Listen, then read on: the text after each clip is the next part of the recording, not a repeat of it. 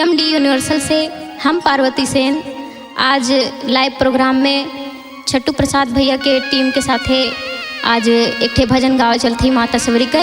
सबसे पहले आप सबके सुने वाले दर्शकन के प्रणाम, जय एमडी, और भैया के टीम के प्रणाम, जय एमडी। और माता सबरी के भजन ऐसा है कि छोटे से नानहन से माता सबरी मतंग मुनि के आश्रम में तपस्या करते रही, भक्ति भाव से रहत रही।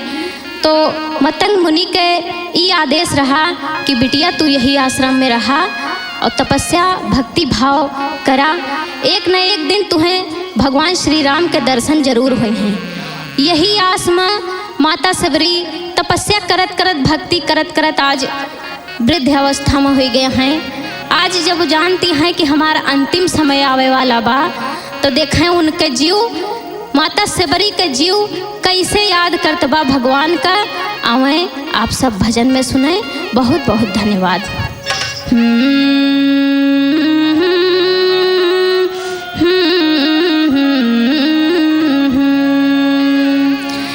कहियो तो आई हैं श्री राम हो भगवान हो, काहे से बरी के जियरा।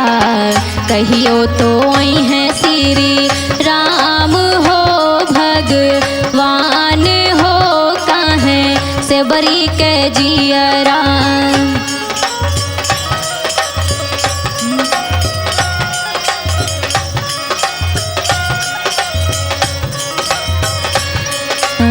से बरी के जियरा पूछे, से बरी के जियरा, से बरी के जियरा पूछे, से बरी के जियरा। कहियो तो आई हैं हमरे राम हो भगवान हो, पूछे से बरी के जियरा।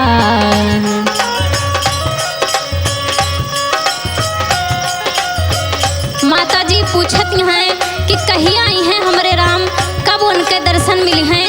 तो देखें आगे से बड़ी करत काव हैं, भगवान के ध्यान में इतना लीन हैं और साथे साथे भगवान के सेवा करती हैं। अरे चुनी चुनी से बड़ी फूल वालया में,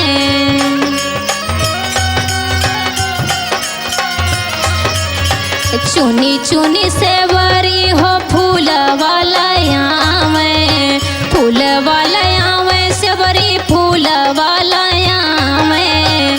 फूलवा पे बैठे श्री राम हो भगवान हो, पूछे शबरी के जियरा। कहियो तो आई हैं भगवान हो श्री राम हो, पूछे शबरी के जियरा। माता जी इतना भक्ति भाव से इतना प्रेम से फूल लेके आवती हैं और फूले का आसन लगावती हैं कि पे हमारे भगवान जी बैठी हैं। आगे माता सबरी काव करती हैं। अरे अचरा से अपने सबरी रही या बहारे,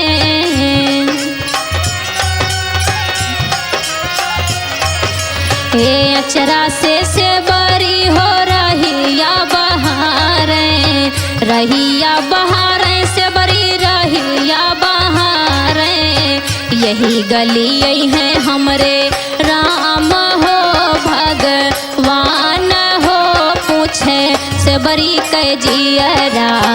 यही गली यही है हमरे राम हो भगवान हो, पूछे से बरी के जियरा।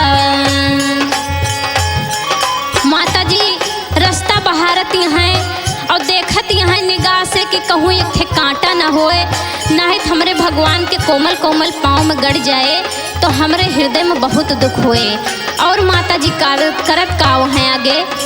हर कुछ कई गो नरिया से बरी झार के बिछावे,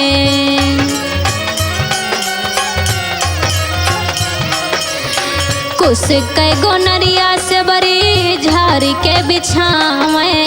चीखी चीखी बागिया से बाहर लाया में, गोनरी पे बैठे भगवान हो हमरे राम हो, काहे से बरी के जियरा। चोनरी पे बैठे भगवान हो हमरे राम हो कहें से बरी कह जियरा। जौन माता जी बैर लेके आए रही वो बैर का अपने मुँह से चीख चीख लाए रही कि हमार प्रभु जी खट्टी न पावे। तो देखें आगे का होत बा। अरे झूठी बैरिया से बरी थरिया सजावे,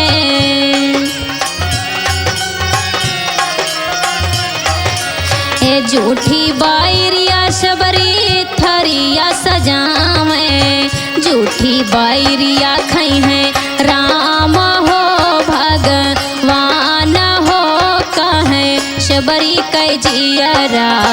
झूठी बैरिया खई है राम हो भगवान हो कहें शबरी कह जियरा। खट्टी ना पावे हमरे राम हो भगवान हो पूछे शबरी कह जियरा। देखें माता जी बैर का भोग लगावती हैं, भगवान का सब चीज सजा देती हैं कि का जाने कौनो न कौनो दिन तो हमार प्रभु जी अउबे करी हैं और कौन आस लगावती हैं।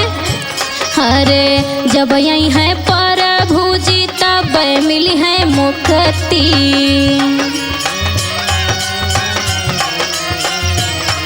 ए जब यही है प्रभु जी तब मिली है मुक्ति, तब मिली है मुक्ति हो तब हुई है भगति। बेड़ा लग गई है प्रभु पार हो भगवान हो कहे सबरी कह जियरा। बेड़ा लग गई है प्रभु पार हो, प्रभु पार हो कहे शबरी कह जियरा। यही गली यही है हमरे राम हो भगवान हो पूछे शबरी कह जियरा। खट्टी ना पावे हमरे राम हो भगवान हो पूछे शबरी कह जियरा।